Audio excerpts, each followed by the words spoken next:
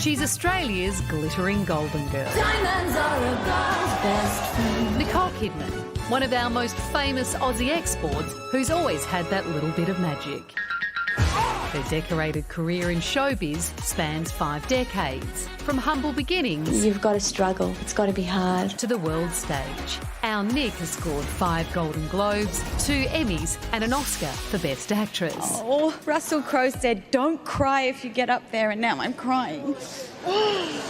More recently, Nicole's shown off her behind-the-scenes chops, joining forces with other powerhouse producers to create stories told by women. We have the chance to be heard, and that's why we're doing it. Now Nick's home, back on Aussie shores for her latest project, 9 Perfect Strangers, where she plays Marsha, a super secretive wellness guru who may not be all she seems. Close your eyes. You want to get well? You want to heal? Surrender yourself to me.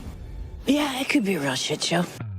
Well, Nicole Kidman, welcome to the project. So good to see you again, and congratulations on 9 Perfect Strangers. It is brilliant and it looks beautiful too.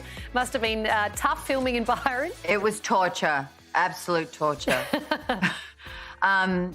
We were actually incredibly fortunate because Leanne Moriarty wrote the novel. It was based in Australia, and so to be able to make it here was one of those things where convincing all of the actors to come to Australia was really hard because it was in the middle of the pandemic and people were like, we don't want to travel, no.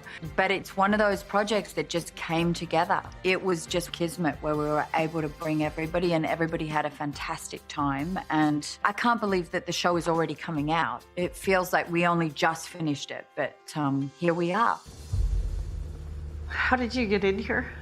I came in through the door. I'm Masha. You're her. Can you tell me a bit about your character, Marsha? She's a complicated woman, isn't she?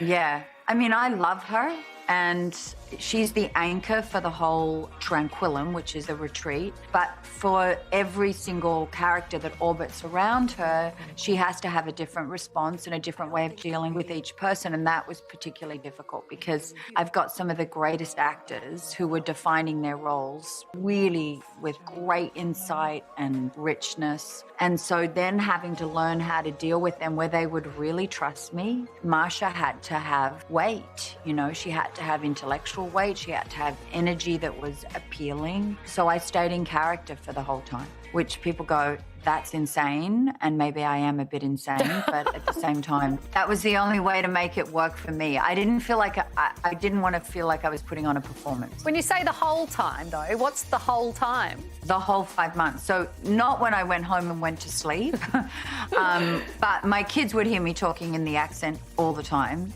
to the point where they didn't even notice it. Keith was really into Marsha, so that was good. But the actors literally did not hear my Australian accent till the day we wrapped. That's crazy. Yeah, they came up to me when I gave a speech at the end to all the crew, thanking everybody for working so hard and everything. Melvin and Samara, all of them, Regina, Melissa, they were all like, that's how you sound? Oh my God. Because I stayed completely in the character. What part of Marsha did Keith like so much? You'll have to ask him. I think he just sort of liked the vibe. I don't want to suffer. You're already suffering. It's funny because when I was watching it, Marsha comes across as incredibly serene, and I feel like you in real life do give off that vibe. Thank you. Thank you. I mean, it's obviously a wellness retreat, but it's something so much deeper. And that's what I love about the show is you sort of sign up thinking, oh, I'm going to get this comedy kind of drama. And then it goes on the wildest, trippiest ride. It's not the first time Nicole's turned a Leanne Moriarty novel into a series. Big Little Lies won 8 Emmy Awards and brought together a formidable team of women, both on and off the camera. You were brilliant. Really? I mean, come on. How important are those women still to you? Oh, we're all still really close. Reese lives in Nashville now, so and we also have beach houses next to each other in the Bahamas. And then Laura, I'm actually producing another show with Laura. I think when you work intensely, particularly in television, you spend so much time together that you form a different friendship And, you know, when you work with people over a period of years, you watch them change, you watch them grow, you watch their lives change. I mean, we just enjoy each other.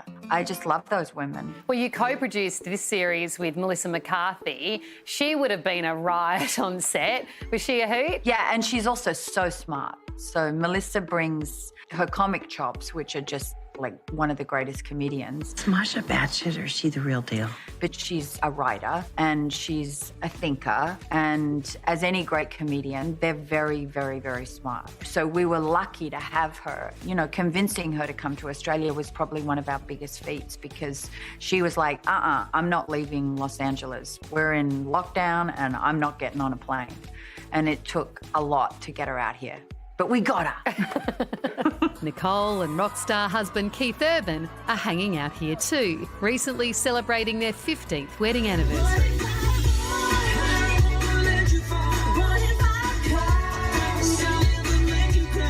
I have to congratulate you and Keith, 15th wedding anniversary recently, and I love the pic you posted, him licking your neck. Was that why you're in character, or is that what you guys are normally like, you saucy things? That's, yeah, that's us. You gotta have spice, sugar and spice, right? You certainly do. Sugar and spice is the key to 15 years. We know you've been watching the Olympics. We saw you post the BMX Bandit T-shirt when we won gold. When was the last time you were on a BMX? Actually, up in Byron. Really? I did a little skateboarding and a little BMXing up there. Can you believe? Skateboarding? Oh, yeah. My girls skateboard, so... Yeah. I am not good, but I will do it. But they're good. They're cool little kids. Not little kids, actually. Tall kids. Is it nice to be home here with them in Australia and to let them have some of the experiences that you had growing up? Yeah, it is. And I tell them they're global children.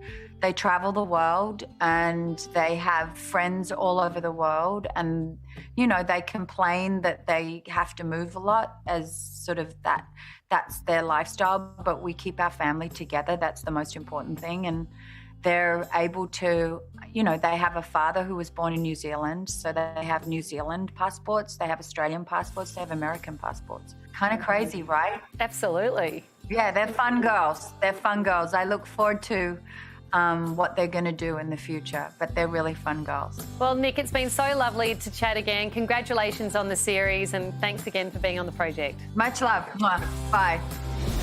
What a legend. And 9 Perfect Strangers premieres this Friday on Amazon Prime Video. Bit of sugar and spice at home, Carrie? Certainly do. Hey there, it's about time you finished that video. I contractually had to wait so I could tell you to subscribe. Subscribe. I'm waiting. Now I can go home. Woo!